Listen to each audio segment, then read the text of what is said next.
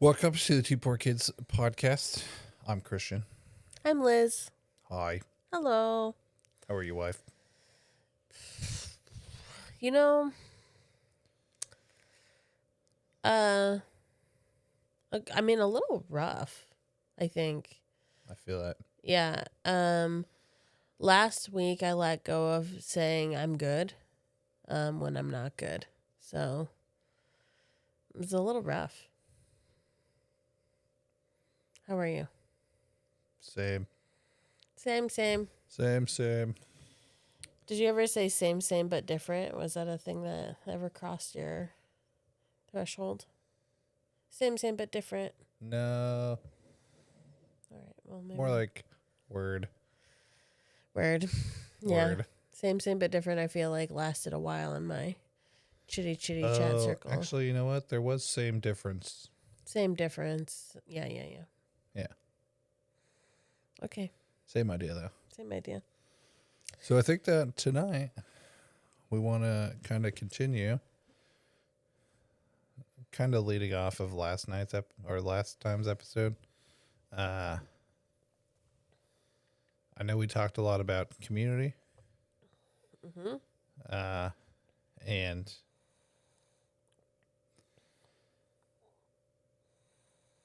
And whatnot, but I think that when I look at what we've been doing and what we continue to do, I think networking and the people we surround ourselves has always been like a key piece of our story. Level up. Level up. Step up and wiggle. Step up and wiggle. You know, I think that even when I was using, I've always been the person, even in school, high school, middle school. Well, maybe not middle school. I was definitely isolated though. Back in yesteryear. I've always been the person that connects all the groups together. That's not my story. Or it is now, but not before. What's your story?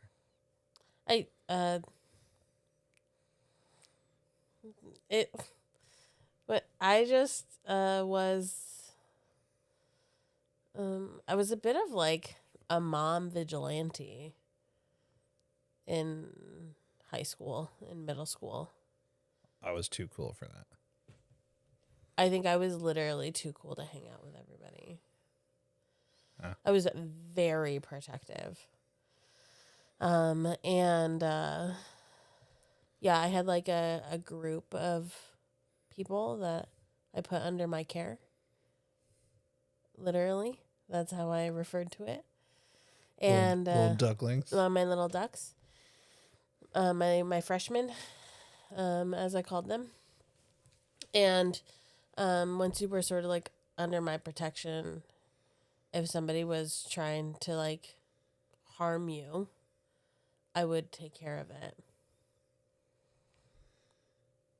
I feel like I also have those values. A little flip-flopped, though. To also another extreme is like, I have a very large core of people now. Yeah. That I would destroy the world for. Mm-hmm. I'd burn it all down. That's you true. the most, for sure. Yeah. And then Emma and Zoe, for sure. So I'm a reader. If you don't know, then now you do. I'm a reader, and in my other podcast we talk a lot about like books and fantasy and stuff. And book boyfriends. And Christian is the epitome of what I would call morally gray. And so morally gray is a trope in books. And the chicks dig it. I certainly do. Not everybody does. If you're a reader out there, or if you have read Fourth Wing, Christian really packs in that Zayden Ryerson energy.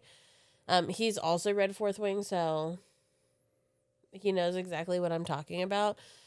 But there are some like shadow daddies and book boyfriends that are like a little bit more maybe like I don't know that reasonable is the right word, but that's the word that keeps pulling. That like maybe they will do things within reason, but I think that if you are pushed to the brink and like you feel like you're about to lose your whole mind, you will do things that are wildly out of reason in order to like get back to me. Yeah, cute. One of our first dates. I took you to our like your first football game. Oh yeah. Flashback to origin story. So this was when we just got together after Yeah, being friends for a long time. like September, October time frame. Yeah. October, November probably. Yeah. Because it was cold. I remember. And football. Yeah, and you had never been to a football game, and I thought it was very important for you to be up on the rail around the 50-yard line in the student section. So this was at our college football. Yeah, yeah. No, we weren't getting no NFL. That wasn't happening. No. No 50-yard line court seats then. This Also was sports 10 ball. This was almost 10 years ago. Yeah. And I would still do the same, I'm sure. I know. Yeah. So this drunk kid, frat guy, I was already a grown up at this point in time. We both were, just to say out loud. Also, I think that I don't imagine this as a frat kid. I imagine this as a man. is still a student section. Okay. Yeah. Who was monitoring that? I don't know. Drunk person, anyway. Drunk person, for sure. Probably not 18, but I don't think so. definitely in the 20s. Not too much younger than us, because I'm going to say because they were drunk, probably wink, wink, nudge, nudge, 21. because that's how it works. Yeah, definitely. And Would never get drunk. like he before kept 21. like bumping into you, or like kind of like Oh, squeezing. he was up on me. Yeah. And like I was standing behind you, and he kept like rubbing up on you. I said, dude, I'm gonna let you know right now, you better just like make some space.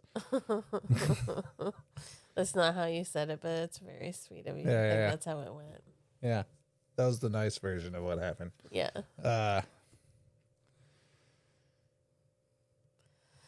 Fine, you tell your side. Oh no, I have nothing to say. I'm just smitten kitten over here. And then he kept bumping into you. And I told him, I forget what I told him. Now. We had been working all day that day, so that was the other part, is like we came in at halftime or whatever, but we had been up and it was cold and it was like the 7 p.m. game, and we had been up since 3:00 in the morning. yeah, because back then we had to like we worked parking, and so Christian was like the manager and I was not a manager. But we like worked parking. We had to set up barricades, direct traffic, all of the things. And so we had been up for a long time by this point in time. But you said, I told you to back the fuck up. And then you checked him over the rail, and he was like drunk and belligerent. And then, and I was like, whoa, violence. Cause, I'd been a decade out of violence by my hands at that point. And you absolutely got like many high fives from the people around us. So they were like, yeah, fuck that guy. Yeah, I'm confident that I said something along the lines of something. That's my woman. No. Never. Something along the lines of like, bruh, I'm warning you right the fuck now. Bruh, I am not the one you want to be fucking with. Now you would say, I'm like 300 pounds of awesome. I don't think that you had that phrase back then, but that would have slotted in perfectly. Yeah. Yeah, so you like did not morally gray for sure. Like, yeah, and then I don't have no idea what happened after that. And then Butch came out and gave everybody high fives, and yeah, the cops escorted him off the field. it was a glorious day. Yeah. That we're so far from networking. I fear. Might as well keep going now. I think that's the story. You're morally gray, and I Yeah. love you. Yeah, and so I guess for me, I have the characteristics that people, even when I try to pretend that it's not true, like I just attract people. And it's been this way for forever. I I protect people, I lead people, I build people up. It's like I just attract people. And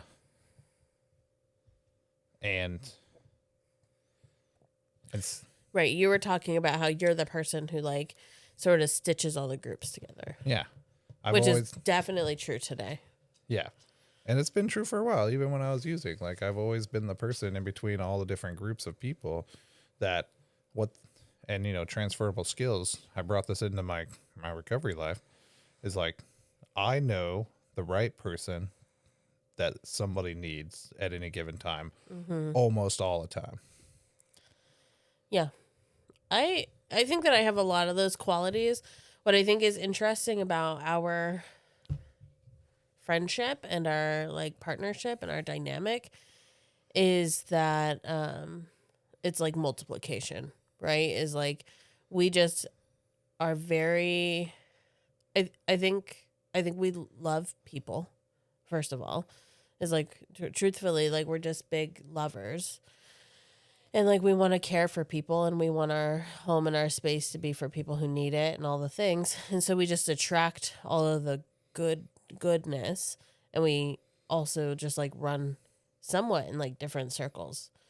And so we always like, oh, I know somebody who does that or I know somebody who can help out with that or anything like that.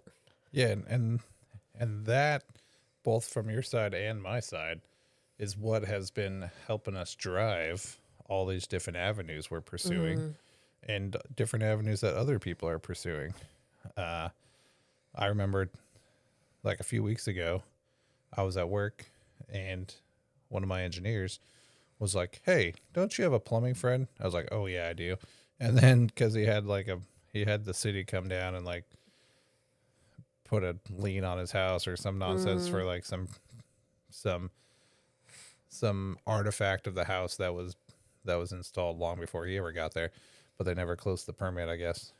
And so I called the plumber friend, and he was there the next day. He's like, "Yeah, do this, this, and this," and then it was done. Shout out to that friend. Both of them. Yeah. Yeah, I just have like I call them the homies, because I still have my homies, and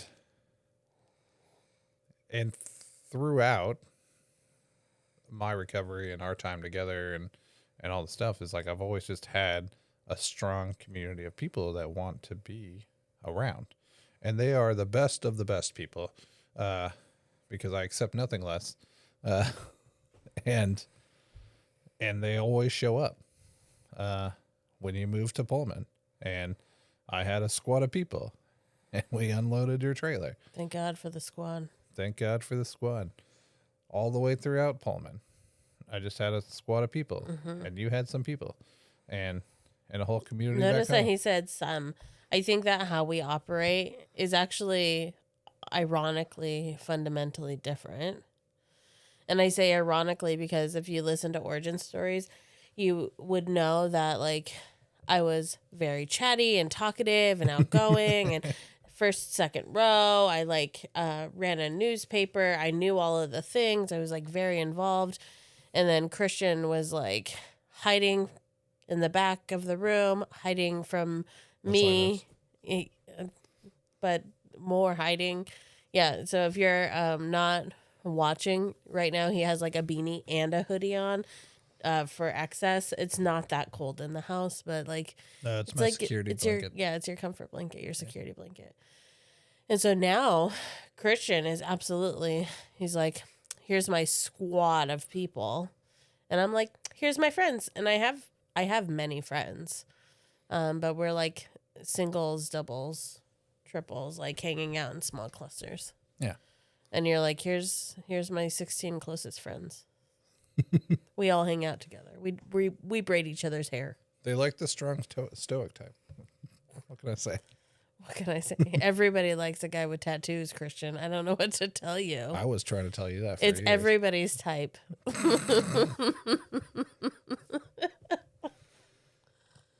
Yeah, so I guess the reason that we say this is that we recently, specifically, like our merch stuff is just blowing up right now. Yeah, so we got the capacity to make all of the merch and like things. And so we should come up with like a great Two Poor Kids logo for shirts and stickers Absolutely. and all the things.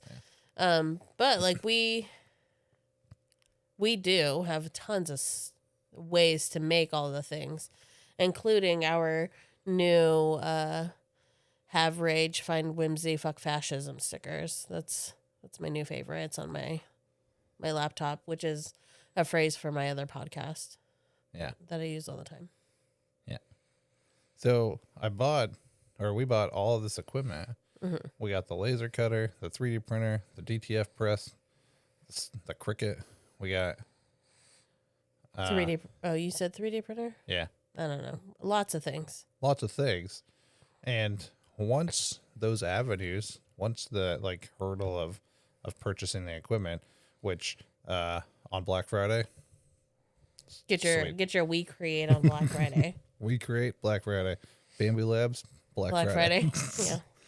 Yeah.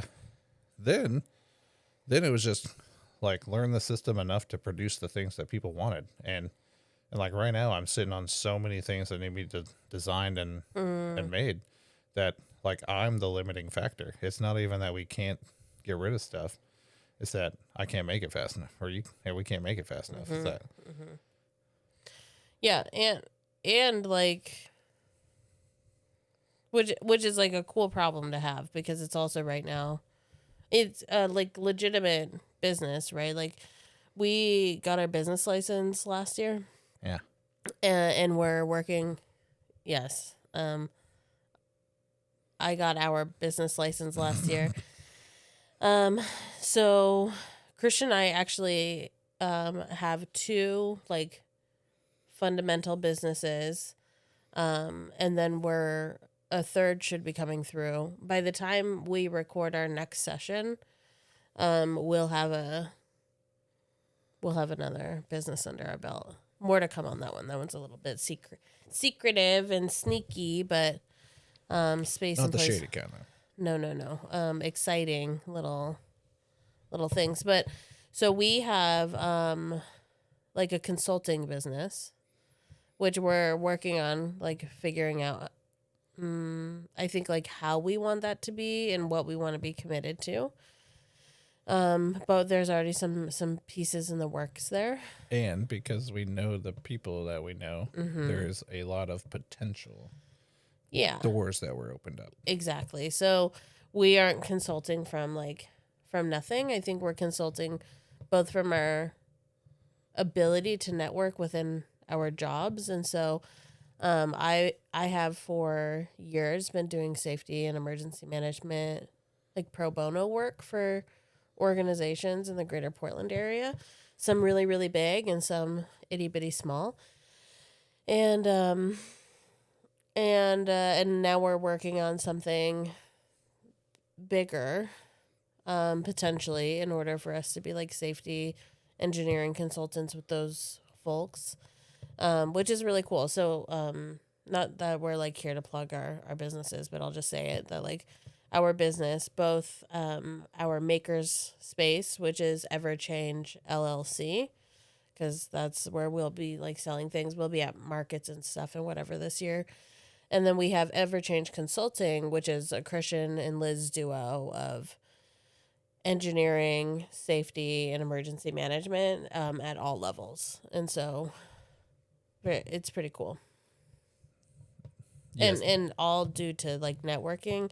And I say like it's good to be good to people, right? And not only because it feels shitty to be shitty to people, but like you never know how you're going to impact somebody's life, and also like where those connections can be something else again in the future. Yeah, and like I just circling back to my like characteristics, like people want to be around me because I take care of people. and I'm always looking out and making sure everyone's taken care of, and like I'm not doing it to gain anything, but then in the event that something happens, that person's there. That and it's and that's been true for like especially for what we're putting together right now. Is that because you've worked with your people and I've worked with my people, like all these doors are open. They told us in college that like most jobs, like most professional positions are entirely Word of mouth. recruited by word of mouth and networking. Which is infuriating. Absolutely. I We heard did that not know the right people. it was just infuriating. I also heard that after I could not find work in Portland, and then I ended up doing AmeriCorps for a year, and I was with Care Oregon for a minute. And I was like talking to some professional recruiters and stuff, and they said legitimately that work, like 78% of the things aren't even posted on the market, Yeah. which is nuts. And that was years ago. And so I imagine, like everything else, that's just inflated since then. 78% of available jobs are not posted for you and me and the average folk to find. I don't work in for-profit work.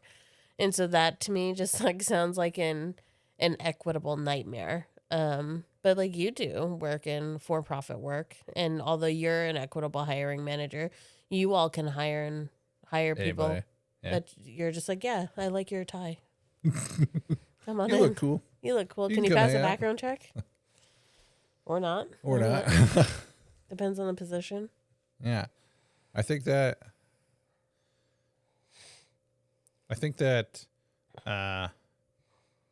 what we're doing with both ever changes, are being propelled specifically from the work that we did beforehand, and even though that wasn't our intention, it is making it The groundwork. the groundwork was already laid to make, like, we already have the networking down. Because what I know to be true is you and I are the leaders of the group. Like, whatever group we're in, not every group for sure, but like the majority of groups, we're the people that people are looking forward to, like, give direction, make decisions. What game are we playing? What What are game we are right? we- Like what something are we is having for arbitrary. dinner? Right, arbitrary. When are we is- going to get the family together? It's like, Oh, the family together. right? It's like, we are the people who have no problem making the decision, Mm-hmm. Be damned or not. falling and failing forward, Yeah. and doing the heavy, like, business running pieces,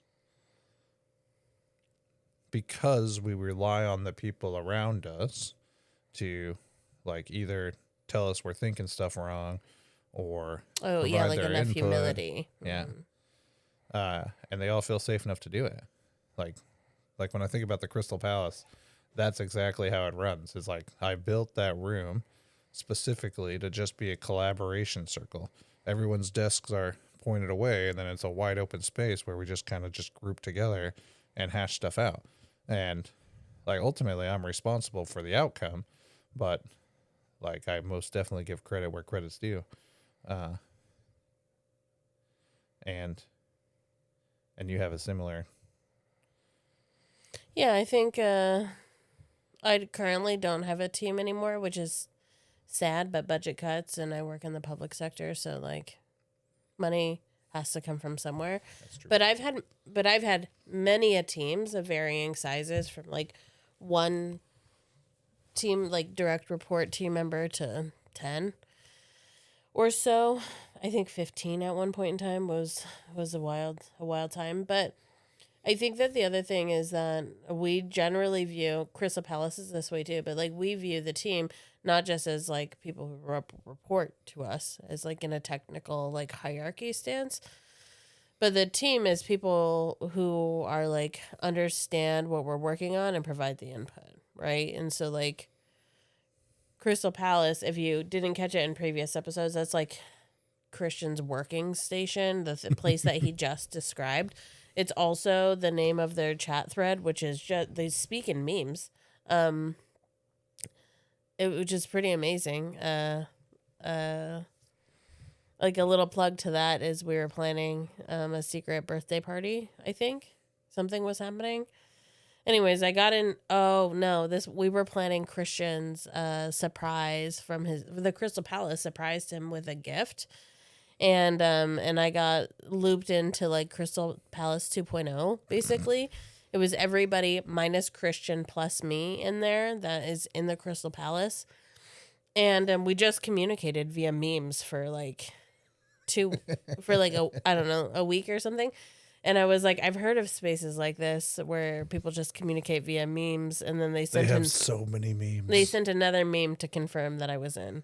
So I thought that was pretty great. But like the team is not just like whatever your title says, right? Like our team is the people that we make it. Same thing with like our found family. And when I think about like the maker space that we've made, even that we did not make with the intention of you and I like becoming great makers or whatever, and that we were going to do the thing, is that we actually first started the idea of what is now becoming like our maker space, a space for our artistically inclined friends, to which we had not been, I should say. Yeah.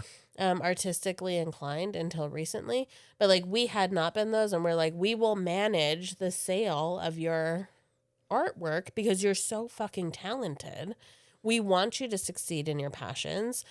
Here's all of the tools in order to be successful, and then we will manage like the whatever you need help with, because I can see that you want to make, and I know that I like to manage. Yeah, I will say that piece still stands true. Like, we created this space with the intent to, like, our found family to like start doing more with their creations. Very few have actually taken up on that. And then we found like our artistry and creativeness, and it's been opening, and that's kind of been wild. I didn't even know that I could draw. Yeah, I think that you have really leaned into like the actual visual arts piece. Like, I think I'm good with some like techie stuff, and that I'm like getting better every day at social media stuff, which is something I never thought I would say before these podcasts started in December, because that's when I really started what was The Night Is Listening, but now is the Moss and Myth podcast. I think I had like 4 or 5 posts in the lifetime of my Instagram. I still have 0 posts in my Instagram. What a creep. What a creep. Why creep? Just being on Instagram to lurk on everybody else's content, but never posting any of your own. I'm posting stuff right now. But yeah, you have really leaned into like the artistic talent. You got a drawing pad. You've been like really like killing it in Adobe and all of the things. It's been fun. I didn't know that I liked doing art, and what I know is that my brain reverse engineers something, and then I can tear it apart and make something new from it. And I think that I'm still attacking things like that, but now I'm just like coloring stuff. Just coloring. Just coloring stuff. Yeah, I think that like I said, it's good to be good to people, and so I think it also comes from a fundamental place that we're not actually like being good to people, and you like alluded to this, but like we're not being good to people or with people for the sake of like seeing what dividends come out of that relationship. I think that you and I have a fundamental belief, and I say this confidently because, shocker, we've talked about this. a fundamental belief that every person has something that they're passionate about, something that they want to do, and something that they're already really good at. And I could have been like a career coach. I could still be a career coach because like I am your hype man. Like I am going, and I am like I'm your biggest cheerleader, whoever you are.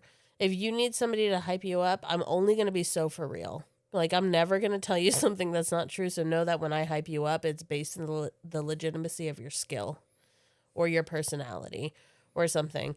But like I get to the root of what people really want to do, and then I can reverse engineer how they get to be that. And so thinking about that networking, about that friendship, about where we are now, I think everybody who we're associated with, we like deeply and authentically value as a person. And that like I learn from them every time that I engage with them. I love that. Quality, top tier quality people. Top tier quality people. And I think that the flip side of this, we're definitely going to have in probably maybe the next episode, but something that kind of alludes to that is we like, I like a lot of music. I know a lot of different songs, and I'm very music inclined, and I can pull up musical lyrics and facts pretty quickly. And there's like one song that I know that like held true to like one of our like critical moments in our relationship that we'll get to another time. But like the song ends with like a sermon. And without ruining the next episode, like the part gospel? of the gospel, I think it begins with the sermon. it also ends with it. Oh, okay. Yeah. And the end portion talks about we should constantly be evaluating who's speaking into our lives and how we're speaking into others' lives. Yeah. And I think that is something also that we have valued, is like, how are we showing up in other people's lives? And again, we do that without the intent of like getting something out of it, but right. We want to be able to leave the world better, and the world isn't necessarily the actual world. It could be very much as singular as someone's life. Like when we're driving down the road, my one of the homies, who I also work with, he told me the other day, he says, you say sometimes that like you care very strongly for your core group of people, but that everyone else can fuck off. And part of that's true for sure. But then you also ride around with hot hands in your car to hand them out. So maybe that's not entirely true. And I said, that's fair, because I do. I like when I see cold people. This is a key differing factor between Christian and I. What? Oh, I don't have the everybody can fuck off gene. I don't have that. But I maybe evidently neither do you. Apparently I don't either. I just like to say I do. That's a softie. I know. And no, when I see cold people, I'm not going to be handing out no money for sure, but I will. Yeah. But if I have extra food in my car, for sure.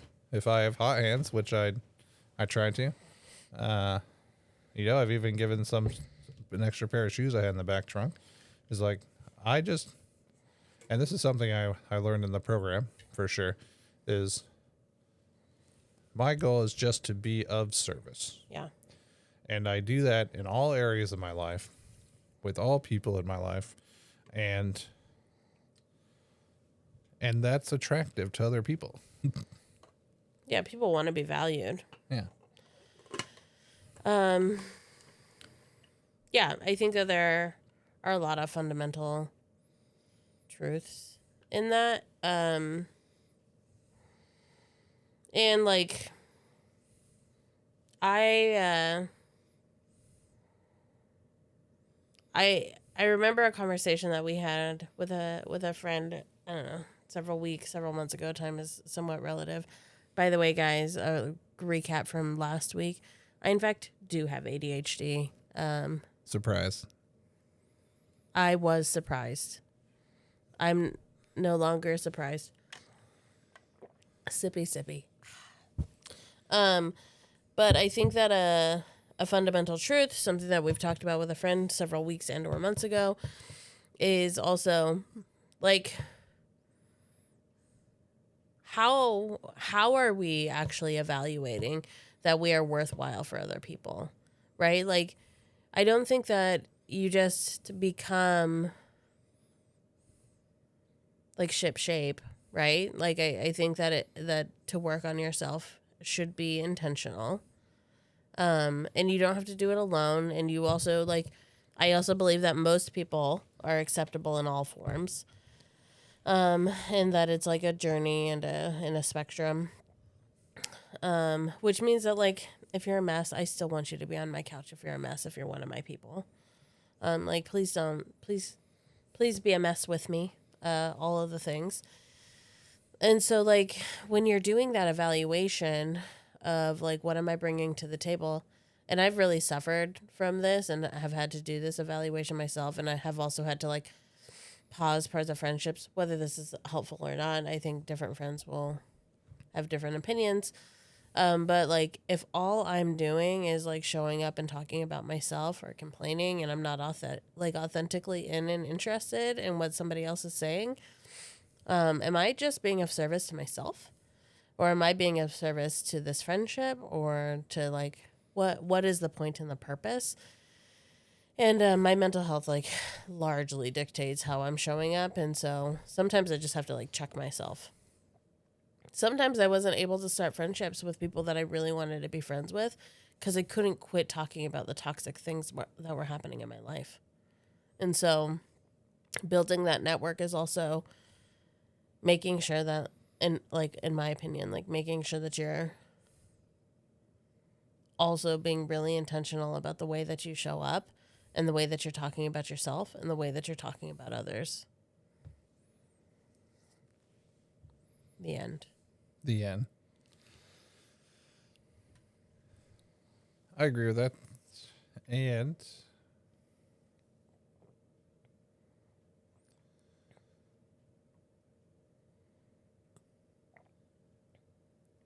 yeah, I don't have any response. I don't think you had to. Yeah. That's okay. I got nothing cool to say. Nothing cool to say. I think that I'm getting back into like reading and writing poetry. Oh. I've done a lot of reading of poetry, so those of you, this is probably actually going to be surprising to a lot of people. But when I was younger, I thought that I was going to be an author, and I was going to like write short stories and poems, and that's what I was going to do. That's not what I do for money, I think. I also have not yet. Maybe ever. I don't know. But when I was doing journalism, like, I learned that I was a writer and that was like a real thing. I don't know why it took me over a decade of me writing to accept that I was a writer. And I used to do a lot of poetry, like through hard trauma. I think that was my escapism and my like way to ground and feel like I was still human and alive, or at least had something worth living for. And so I wrote quite a bit. And then the past, I don't know, week or two, like, I've been coming back to, I love books, if that's not evident. I hope you can hear this, but those are all delicious books. And so one of the ones that I have, and I won't like go all into it, but it's like, I think good to check out, is that I was just thumbing through before we opened it up. This one's called Black Sheep by Watney Launder. And this is pretty good. Like, if you're on this podcast and you're listening to us, you too were probably the black sheep of the family in some way, shape, or form, or you think you were, or somebody told you that you were. And this really is like a story of sorts, all standalone poems, but Just sort of some like acknowledgement of showing up the way that you are, and like, I don't know, I think like building community and understanding. And I really like this book, but Black Sheep, you should read it. Maybe yes, maybe no. You've read a few poems in your time. I like a poet. His name's Gonti. I like a poet. I said that. It's just the one. Just the one. He's really cool. I wish he was my friend. Maybe he will be. Maybe yes, maybe no. Fair. He's really cool. Yeah, I think that for us, community, networking, Black Sheeps, we collect misfits. And that has been critical for our growth and our stability and our foundation and all the new things we're doing. And it's, it's the winter months, so depression's kicking in. Yes. Pretty rough sometimes. And if I was isolated,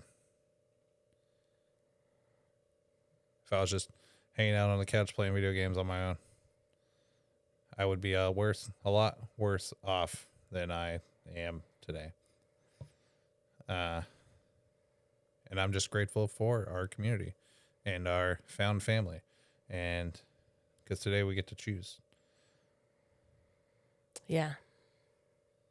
And I'm glad that we do.